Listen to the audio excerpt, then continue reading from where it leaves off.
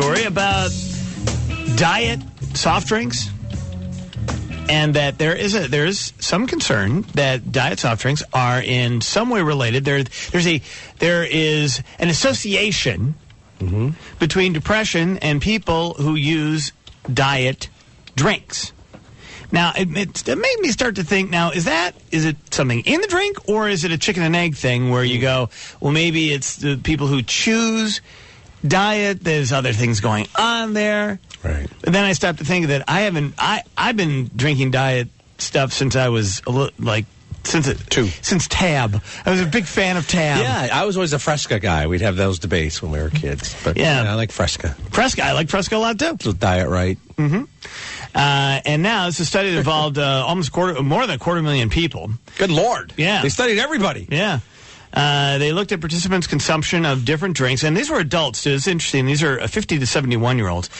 And it was over a 1-year period. And then 10 years later, they looked at they looked at results as well.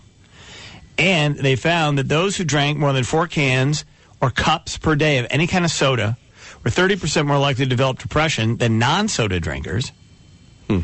Fruit punch drinkers, by the way. What had fruit punch? We're about 38% more likely to be depressed. I'd like a nice Hawaiian punch. Sure. Remember that? And that fruit punch is really sweet, though. I'm not a fruit punch guy.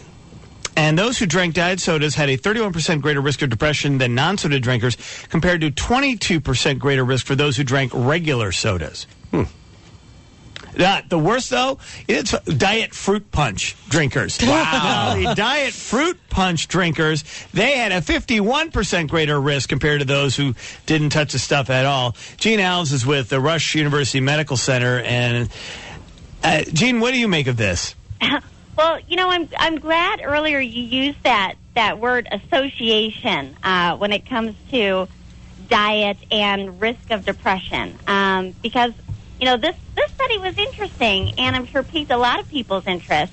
And it's tempting to draw conclusions from this, like diet soda and diet beverages cause depression. But the link between diet and depression is still really fuzzy. And as you sort of mentioned, it is probably a little bit of a chicken and egg sort of issue here. And there are a lot of broader lifestyle issues that are sort of confounding what these results really mean.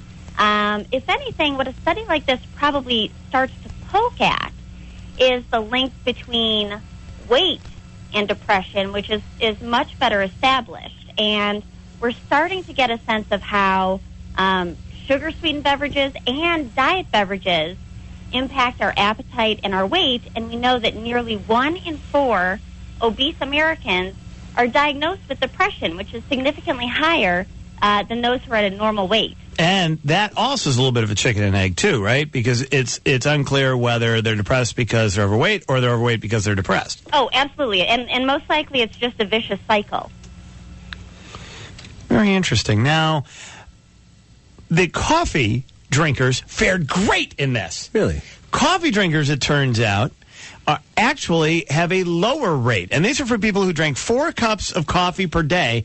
They were about 10% less likely to develop depression than non-coffee drinkers. Woohoo. What do you think about that? It's hard to peel them off the ceiling to study them. How would you know you're all jacked up on coffee? That's true. Well, it is true. Obviously, coffee is a stimulant, and that obviously is an energy booster and a mood booster.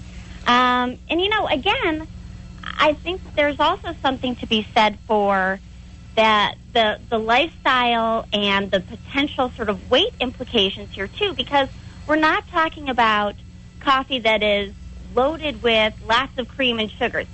These were people drinking black coffee, and so there's a possibility there that again these are people who sure not only are getting an energy and a mood boost from the caffeine, but are also people whose palates just naturally like things that are less sweet and potentially consume fewer calories throughout the day. It's interesting because years and years ago, it's got to be a generation ago almost, there was a guy who wrote the book Sugar Blues. And this was what the first kind of look, 25, 30 years ago, whatever that was, at the link between sugar and what it does to your mood.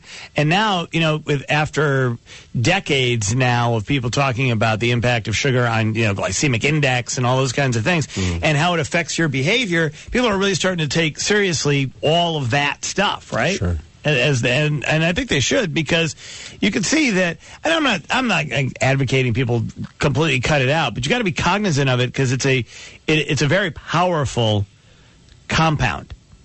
Absolutely. And to that point, sugar and really any kind of carbohydrate, whether it's sugar or starch.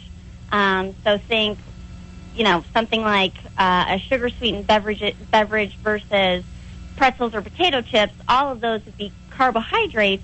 Carbs actually help spur the release of serotonin, which is that feel-good kind of neurotransmitter. It's the same thing that happens when we take antidepressant pills. It spurs that feel-good serotonin, and so there is a potential sort of addictive quality to some of these foods and drinks. So I'm totally in love with serotonin. I love her. She's fantastic. I live for her. She's the best. But Gene, this does. I mean, now this is a sweeping generalization, but to get back to the regular colas versus the diet drinks, as Ro mentioned, there is a certain swagger to people who say, "Just give me the Pepsi, give me the Coke." And sometimes they're big and sometimes they're not, but they're just people who are, and a lot of times when people are getting their diet drinks, they're like, well, look, I'm trying, and it's a lifelong struggle for me, and at least I'm getting the diet drink, and there's just more thought that goes into it and fretting that they fall off a diet. And you can see, again, we don't know if it's chicken or egg, but it kind of makes sense. Yep, absolutely, and that's a really good point. Even though, sugar-sweetened beverages, those regular Cokes and Pepsis, obviously, yes, do have sugar, do have calories, and those are empty calories that can contribute to your expanding waistline without providing any real nutritional value. The flip side of that is, do people who allow themselves maybe an occasional full sugar soda feel more satisfied, both psychologically because they're allowing themselves to have it, but also physiologically because they're getting actual calories and sugar into their system and feeling satisfied from that, versus people who feel, again, both psychologically and physiologically deprived when they're trying to replace these with constant artificial sweetened beverages. And keep in mind... So are you advocating, Gene, people drink one Coke versus 10 diets? Is that what you're saying? I certainly hate to say that I would advocate, drinking sugar-sweetened sodas in general. However, I'll say this much. It's all about everything in moderation. It's a cliche, but... You're on the wrong show for that, honey. I hate that saying.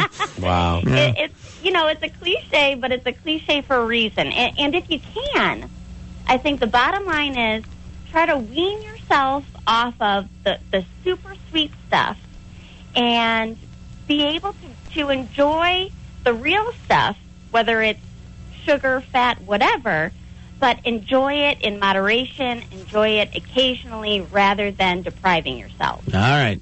Gene, thank you very much. Gene Alves from Rush University Medical Center. Appreciate it. My pleasure. Thank you.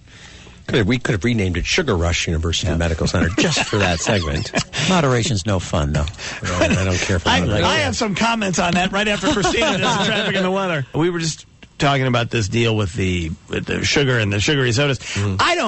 I'll tell you dead on here, I think that there's no association between drinking.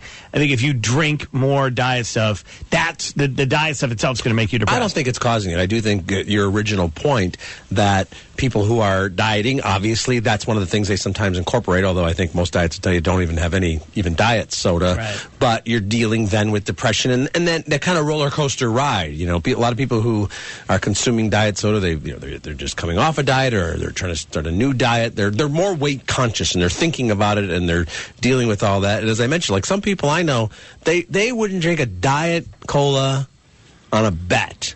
And some of them are they're a little bit overweight. They don't care. Others, they weigh nothing, and they're like, bring it on. I loved your assumption that people have swagger when they walk. Because give me the Coke. Fully Because loaded. you have to, these days when no matter what the restaurant or the situation, fast food place, they almost assume you're going to go, I'll have, even when people go, I'll have 4 Big Macs and a Diet Pepsi. They're like, oh, okay. So when you say like a Coke, they go, do you want a regular or a diet? Usually if you say the regular drink, they almost ask you again, if you really, are you sure? You want a real Pepsi? Are you mad? So yeah, people are like, yeah, I tell you what I'm going to have here. I'm going to have a Coca-Cola. Or they'll say like, give me the Hawaiian Punch. I didn't even know there was like diet fruit punch. That just seems like... I've never seen that. Is there any fruit whatsoever connected to the diet fruit punch at that point? No, because they 0% fruit juice. Yeah, this thing once drove a truck of this drove past a fruit once. Hey, look, what's that weird? What are those orange balls coming from that tree there? That's their other way to give you. Well, then you have all those energy drinks too, and a lot of those are kind of sweet too, right? I mean, they're sweetened. Well, one way or they're another. having to cover the taste of whatever that stuff is that they're putting in the energy They all drink. taste the same, yeah. Yeah, because whatever that chemical is, the guarine or whatever. Right. It makes every drink look like some kind of a cross between gasoline and urine, basically, is the color. That's why Red Bull comes in cans. They don't want you to see the actual color of the Red Bull, right? That's true. Yeah, because it's at goldish, almost heading toward rust color. Yeah, it looks like a drug sample. Somebody, hey, tested okay. Thanks for taking the pee in the cup. It's funny because I used to drink that a lot. The diet. It's funny. It was like I was making the sop See, to the it. Diet Red Bull. The Diet Red Bull. I was drinking the sugar-free Red Bull. And I would drink it sometimes at public events, and people would come up to me and wonder and they'd give it to me like in a cocktail glass. Oh yeah. And if you drink that over ice in a cocktail glass, it does look like you're drinking your own urine sample. Yeah. Or scotch. Looks Or like really scotch. light scotch. Or very light scotch. Yeah. Actually, it looks like scotch afterwards is what it looks Oh my like. gosh. There we go. There we're there. Sorry, I said that. Before and after. Jim of scotch. grumbling over there. Yeah, all right, go to news, God. Bless it.